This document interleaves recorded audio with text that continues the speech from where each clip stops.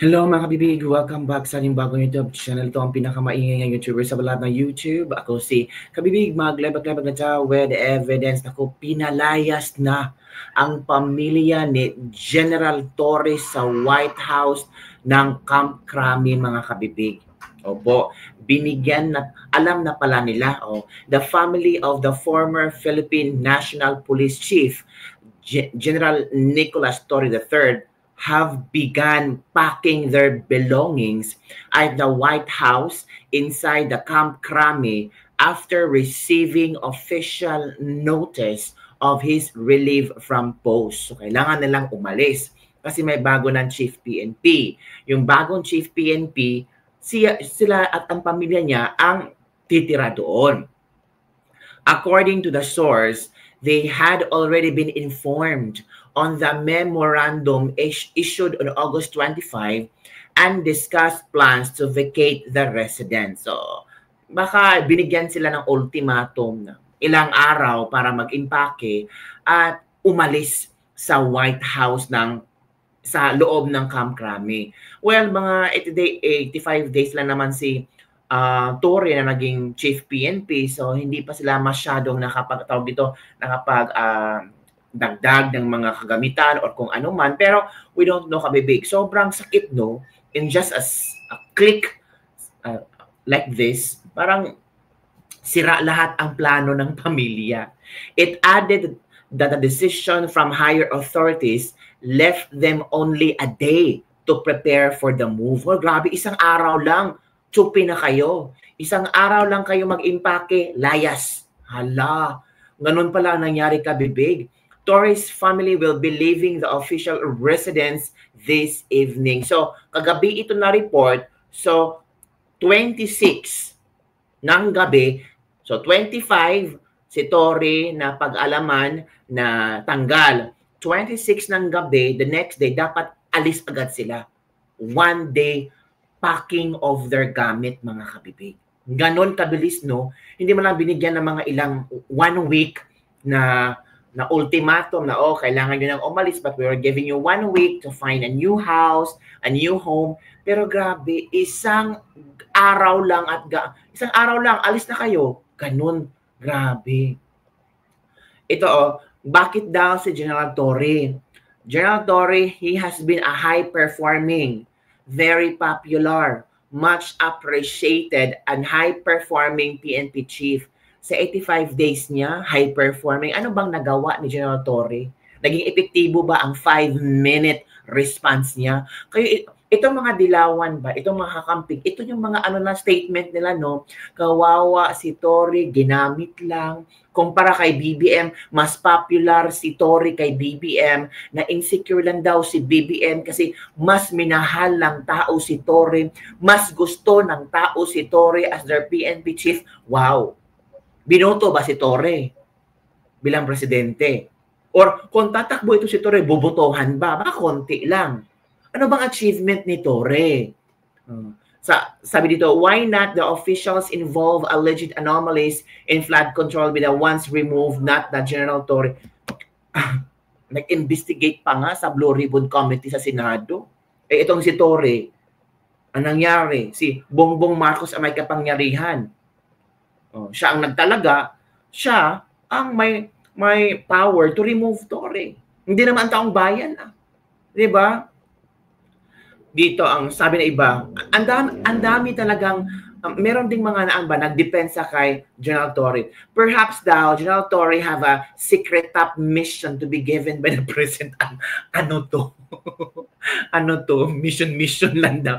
May top secret mission. Ano kasing secret mission na yan? Well, ang Malacanang, through Claire Castro, nagsabi na meron daw ibibigay na posisyon si BBM kay General Torre, pero hindi sinabi kung ano. Diba? Kung meron, dapat sinabi na nila, don't worry, General Torre will be placed in this, on that. Pero hindi Parang they're testing the water kung ano ang reaction ng tao. Kung ang mga tao walang pakialam kung saan ilagay si Torre, ay hindi niya mabibigyan ng bagong posisyon. Pero kung ang mga tao ay parang may pakialam kung saan ilalagay si Torre, of course, bibigyan talaga yan kasi naging asset yan. Pero mga tao walang pakialam.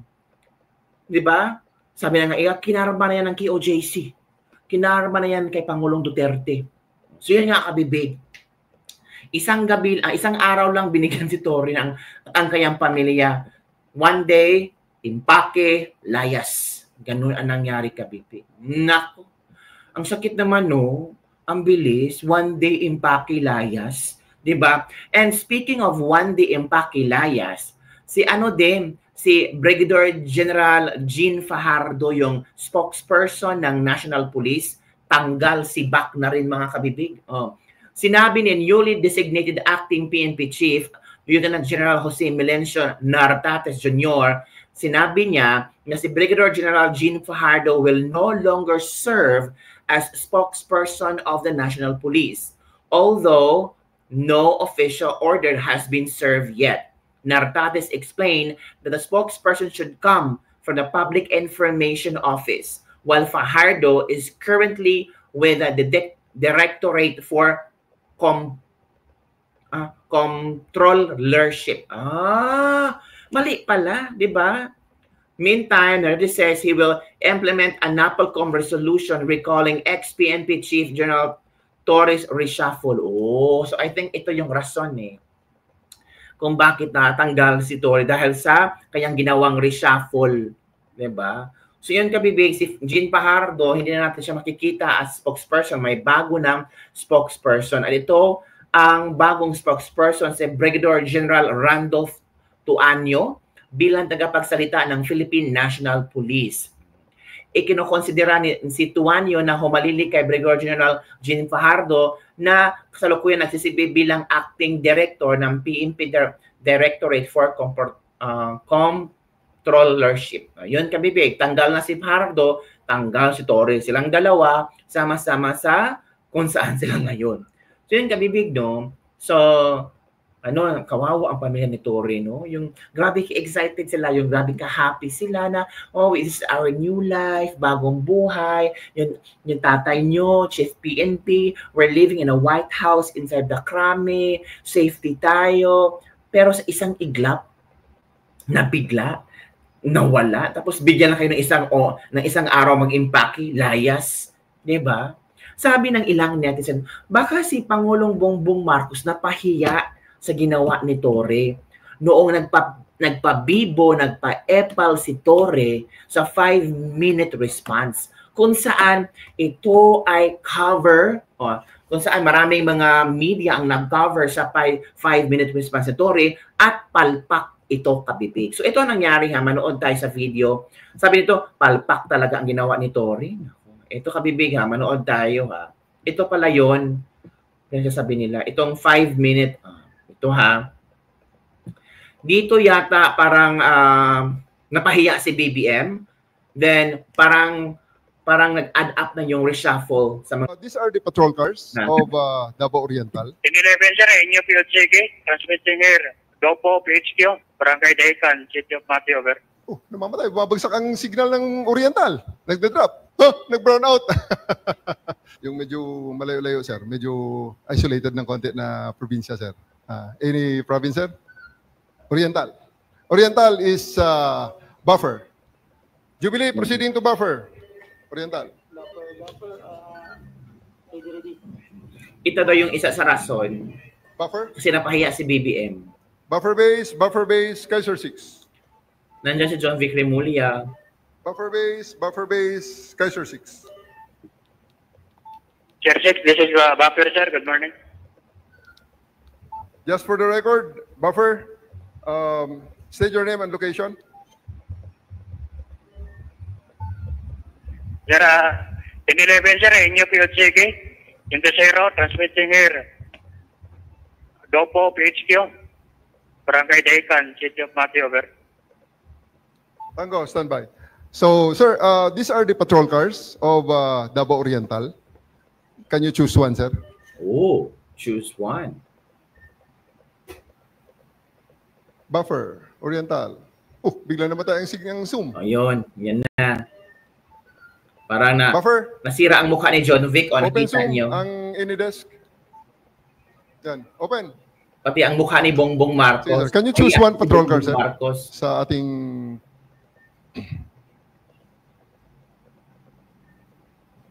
Yan, sir. Pwede kayong... Lahat ng mga patrol car niyan, sir.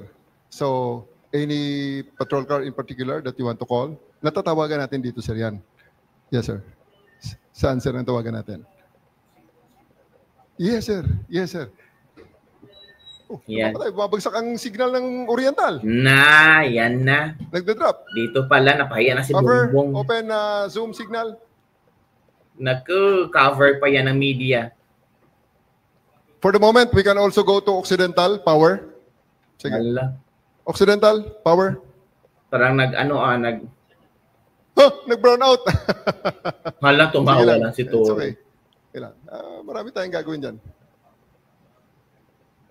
Power, Kaiser 6. Naku. Dito, pinagtatawanan Power, ng mga power, tao Kaiser ang 6. 5-minute response. Kaiser 6, sir. Go ahead. Power now. Good morning, sir. So we transfer sa Occidental, sir. Biglang nag-brown out ang Oriental. So yun, Kabibig. Sabi nila, isa daw ito sa rason kung bakit si Tory ay sinipak. Yun, video na yun. Parang nag-trending yun. Pinag-usapan, sabi, nako, malaking budget niyan, pera ng taong bayan, tapos yan lang ang mapapala. Wala mang lang, tawag dito, napaka magandang programa ang PNP. So, yun mga Kabibig, parang ngayon ay parang napahiya si BBM, kaya sabi nila ay at dami pang mga story-storya tungkol kay Torre. So, yun mga Kabibig. Sabi din ni Atty. Rowena Guanzon, nakakahiya yung ginawa nila kay Torre. Walang pasabi, military honor, wala talaga. As in, parang tapos na ako sa'yo, basura ka na, no need for a military honor, walang maayos na transisyon. Oh. Pagka-announce na si Bac siya nung umaga, nag-oath agad yung kapalit na ironic lang dahil yun din yung same official na pinapalit niya ng Mindanao. Yung bagong chief PNP ngayon, yun ang nilagay ni Tory sa Mindanao. So maybe, we don't know, baka hindi na gusto ni BBM, pinabalik at ginawang chief PNP. Si Tory, for punishment, sinibak. Wala man lang pasabi, military honor, parang walang maayos na transition mga Kabibig. Yung ang sabi ng mga netizen, Attorney Rowena Guanzon. Kaya nagpapaalam na si Tory sa White House, yun mga Kabibig. Sabi ng iba, baka sinibak yan si Tory after niya nagsabi na lahat ng adik pangit. Uy, grabe naman kayo. Huwag naman po kayong ganyan. Diba? Huwag naman po kayong ganyan. Sabi ng iba, baka doon nasaktan si BBM. Uy, bad. Very bad kayo. Huwag kayong ganyan. Well, hindi natin alam. Doon siya nasaktan. Diba? Sabi ng ibang tao. So, well, marami naman ang I think nagsalita yata ang si Tory. Short message ang ibinigay ni ex-Chief PNP Tory. Nagpasalamat siya sa kanyang mga supporters. Uy, do you think Chief PNP Tory will be running a high, I think, sa 2028? Kasi kung pwede naman gawin yan ni Tory para revenge sa mga Marcos. Kasi kung makakaroon siya ng posisyon sa gobyerno, kung magiging senator siya, presidente or vice president, mas powerful siya. 'Di ba? Pero gusto niyo ba? Gusto niyo ba na si Tory ang magiging presidente natin? Comment down below. Kasi yung iba, sabi nila na, lalo na mga kakamping, parang nakikitaan nila si Tory ng ng tawag dito, parang nakikitaan nila si Tory na pwedeng maging vice president. Uy, ano ba naman yan? Saan kayo kumuha ng ganung estilo? Si Chief PNP Tory gagawin yung vice president. Tapos si Risa Hontiveros yung president. Hello!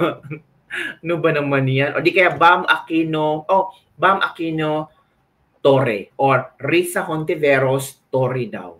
Ang tawag dito, ang manok ng Dilawan. Ooh, 'di ba? Kasi sabi pa ni De Lima, "Naku, bakit ganun? What's happening? Bakit sinibak yung pinaka sikat, popular, maraming supporter na chief PNP? Ano bang explanation ni Bongbong Marcos?" Explain na nga si John Vic Remulla. So yun lang kabibig ang ating latest libak-libak for today. Grabe no. Sabi ng iba, baka may top secret mission si Tory. Damay-damay pamilya, top secret mission, di ba? Sabi ng iba, babangon si Tory at dudurugin silang lahat. Wow. Ganun ba ka-powerful si Tory? Ganun na ba ang connection ni Tory? Kasi kung magiging politiko ka, make sure you have a lot of connections. Pero kung tatakbo ka sa election, tapos konti lang connections mo, tapos yung iba hindi pa naniniwala sa'yo, hindi ka talaga sure makakapasok or manalo, kabibig. So do you think Tory will win if ever tatakbo siyang presidente or vice president? Comment down below. Or meron daw, Risa Tory 2028. Wow. Iba ang mga Dilawan ngayon. Oo. Naghahanap pa sila ng pwedeng pangsabong nila kay VP Sara Duterte. Yun lang kabibig. Don't forget to like, subscribe, and share this video. Bye everyone. See you next time.